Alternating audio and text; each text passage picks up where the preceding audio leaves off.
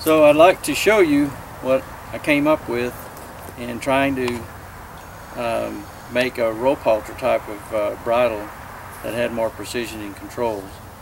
And this is kind of what it looks like. It looks like your typical rope halter in the basic shape and how it fits on a horse, but it has some very unique features to it.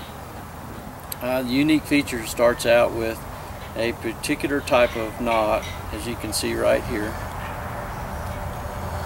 I call this a cheek bar knot, and I've got two of them. One rides on either side of the face of the horse, and you can kind of see that it creates sort of a bar-like effect along with a spiral type of texture to it. Now this developing this and figuring out this cheek bar knot allowed me to do a couple of things with this bridle that I couldn't do with the regular rope halter. One is it allowed me to create these loops where I can attach my reins, and you can see how that loop comes out from the cheek bar knot there. And so by having that loop there, instead of attaching my reins at the bottom of a regular halter, I actually attach them to the sides of this halter, and it creates a bit of a side pull action. And in that way, if I'm direct reining, I'll kind of show you this a little bit better. If I'm direct reining, it actually pulls in that direction and doesn't create a twist. It just actually pulls. And if I want to direct rein on this other side, it pulls in the opposite direction.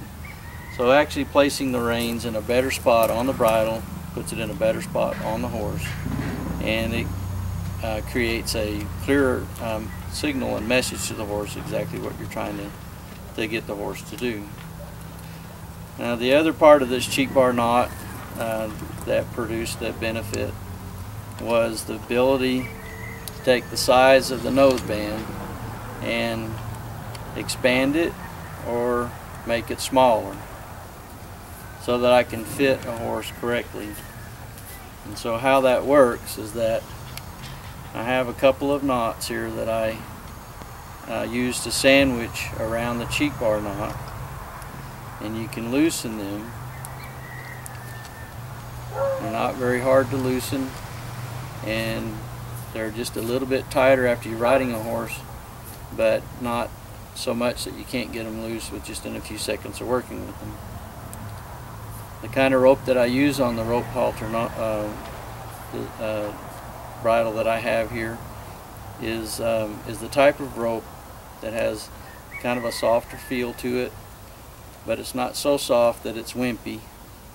It has a little bit of structure to it, and the nice thing, one of the nice things about it is that when a knot pulls tight from use, it tends to be able to unloosen with this particular type of rope that I use here. So you can see that I've loosened the knot, tightened it back up, pulled the slack out, take this knot here, tighten it back down, pull the slack out, and then now I have more of the loop where my rein goes because I've pulled the excess rope from the bottom up. And then when I do that, that shrinks the size of the nose band so that I can fit it on the horse.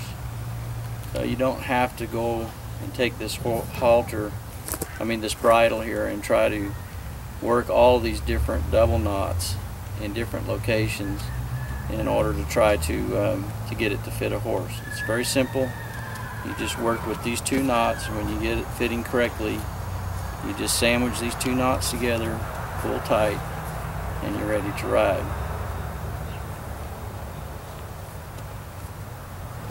The other thing that I did was that there are times when I'm riding that I like to have a cleaner look in a rope bridle than the one that you typically get with a rope halter.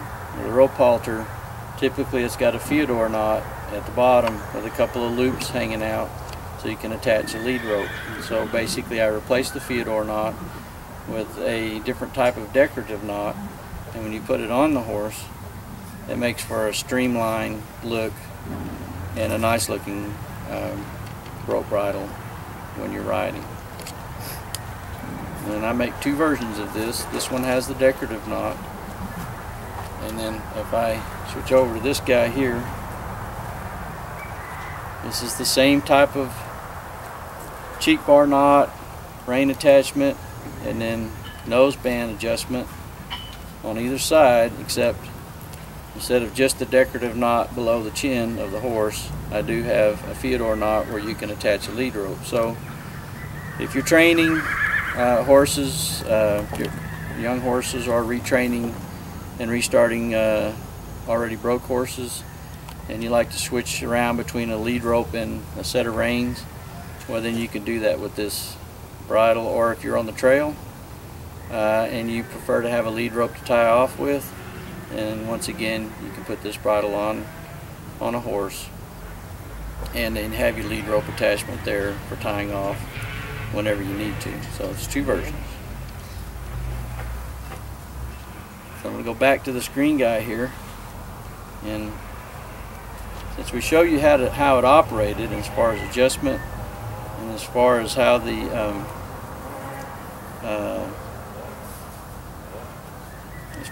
the cheek bar knots go, I named this bridle the Q Bitless rope bridle because it's no longer just a pure halter anymore, although you can use it as one, especially with this version here. You can even use it as a halter with this version here. You can just attach a lead rope behind this knot, although it'll slide between these two knots some, it still functions as one. But it's more than just a halter, and so I call it a bitless rope bridle. And I personally ride my horses bitless. I just prefer to do that in my training style. However, and then I found that this type of bridle, the way that I can place my reins and then the cheek bar knots and then adjust the nose bands for precision fit on a horse, it allows me to get the same type of precision and response that I was formerly getting out of a bitted horse when I was riding those. So since I've just been riding mostly in a halter, I was a little bit frustrated that I couldn't get that precision as I could in a bit. But I knew my horses were a little happier not having a bit in their mouth. So I was really, really excited that when I created this particular type of design and tried it out, that my horses respond very, very similarly to what they would do as if they were in a bit. So I named it the Q because it produces a Q on either side of their face with a different texture and kind of a stiff bar for lateral control. I named it the Q Bitless rope bridle because of that. And then that distinguishes pressure on the sides of the face of the horse with a different feel than pressure on the nose of the horse with just these two rope bands going across. So if I want to have my horse get soft to the bridle, collect up to back or whatever, then I pull the two reins back, get my horse to give to that pressure, and he comes in contact with these two ropes here. And then if I want him to do some lateral control, then he feels the pull of the rein, he feels this distinctive surface here against the side of his face, and it gives him a different cue. And then it's distinguishable on either side, and so it gives this horse, any horse that you're riding, an opportunity to figure out what you're asking for from the rein cues. The Q Bitless rope bridle. Okay, I got a few of these Q Bitless rope bridles on my arms here to show you. They come in all kinds of different colors. I custom make each bridle to specific dimensions of my clients' horses. When they order a Q Bitless rope bridle from me, they can do so by going to www.bitlessropebridle.com, and in there they'll be able to see even more colors than what I have on my arms now. They'll see the prices of the Bitless rope bridle. They'll see how to order, and there's a good explanation on some of the pages of the website exactly how it works. I think that these Bitless rope bridles also work really good for youth riders, even children riders. And so I can make them small to go on ponies, or I can make them for teacup nose Arabs. I can make them for a regular horse head shape, and then I can actually go even larger for thoroughbreds and those horses that have a little bit larger heads on them. And so anyway, if you'll visit that website, take a look around, you find out you want to have one of these as far as part of your equipment in your barn and tack room to use on your horse. You can go on that site, check it out, and then if you decide to order one, place your order. I'll send you an email back, ask you what color you want, and ask you for the dimensions and custom making them.